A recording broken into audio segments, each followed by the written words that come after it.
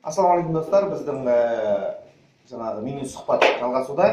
Келесі біздің сұхбат алатын адамымыз бұл Майра ханым, үлкен үйдегі бақыттың рөлін сомдаушы. Кішкентай бірақ сұрақ, Майра мен бақыттың айырмашылығы бар ма? Өмірде және экранда.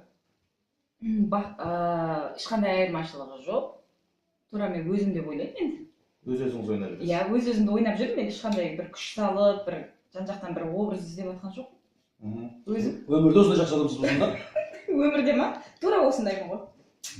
Ақаулығымда анандай. Біздің мини сұхбатқа қазір Дәурен де қосылып жатыр. Дәурен бізде қазір екінші. Ассалаумағалейкум. Иә, екінші сұрақ қоюшы адам.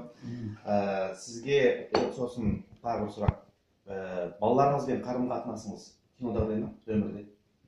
Иә, кинодағы балаларыммен мен өзімнің өмірдегі балаларым тура жас шамалары осындай. Ұрсасыз ба?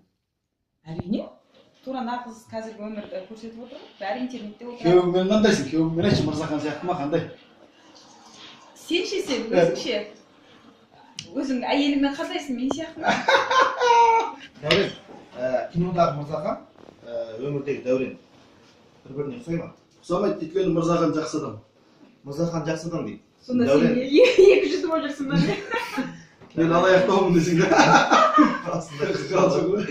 Қалыңдар осындай көпкілер болыватыр біз үлкен үйде. Егер болмасақ, болашақта тағы да сіздерге қызық сұхбаттар бөлісіп тұруға тырысамыз. Ішінде жоспарда бар. Алла нәсіп етсе, мынау қалған қысқа версиясы Инстаграмда болады.